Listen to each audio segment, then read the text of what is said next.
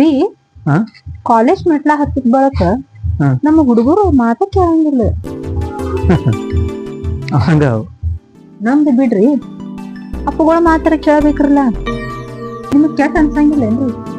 ನಂದೊಬ್ಬನೇ ಈ ಪರಿಸ್ಥಿತಿ ಇಲ್ಲ, ಎಲ್ಲಾ ಅಪ್ಪಗಳ ಪರಿಸ್ಥಿತಿನೂ ಇದೈತಿ. ಅಂದ್ರ ಅಂದ್ರ ಬಲಿ ಹುಡುಗರು ಸಣ್ಣವ್ರಿದ್ದಾಗಿಂದ 12ನೇ ವರ್ಷ ವಯಸ್ಸನ ನಮ್ಮಪ್ಪ ಸೂಪರ್ ಮ್ಯಾನ್, ನಮ್ಮಪ್ಪ ಹೀರೋ, ನನ್ ಹೀರೋ ಅಂದ್ರೆ ನಮ್ಮಪ್ಪ ಹಿಂಗ ತಿಳ್ಕೊಂಡಿರ್ತಾರ. 12ನೇ ವಯಸ್ಸು ಏನ್ ದಾರ್ತೈತಿ, ಕಾಲೇಜ್ ಮೆಟ್ಲ್ ಹತ್ತಾರಲ್ಲ 13 ಟೀನ್ ಏಜ್ ಬರ್ತೈತಿ. 19 ತನ ಅವ್ರ 19 ವಯಸ್ಸನ ನಮ್ಮಪ್ಪ ಬರೀ ಕಿರಿಕಿರಿ ಮಾಡ್ತಾನ. ನಮ್ಮಪ್ಪ ಬರೀ ನನಗ ಬೈತಾನ, ನಮ್ಮಪ್ಪ ಬರೀ ನನಗ ಯಾರಿಗೂ ಅಡ್ಡ ಬರ್ತಾನ. ನಮ್ಮಪ್ಪ ಅಂದ್ರೆ ಒಟ್ಟ ಆಗುದಿಲ್ಲ ಅನ್ನುವಂಗ ವಿಚಾರ ಮಾಡ್ತಾರ.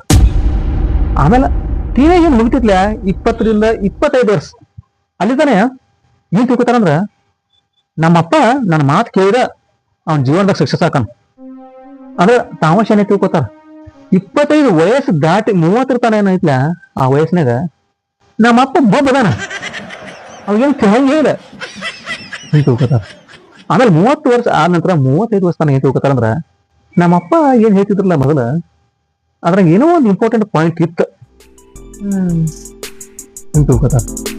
ಆಮೇಲೆ 35 ದಾಟಿ 40 ತನ ಏನ್ ತಿಳ್ಕೊತಾರಂದ್ರ ನಮ್ಮಪ್ಪ ಹೇಳೋದೆಲ್ಲ ಕರಣಿ ಇತ್ತು ನೋಡ್ರಿ.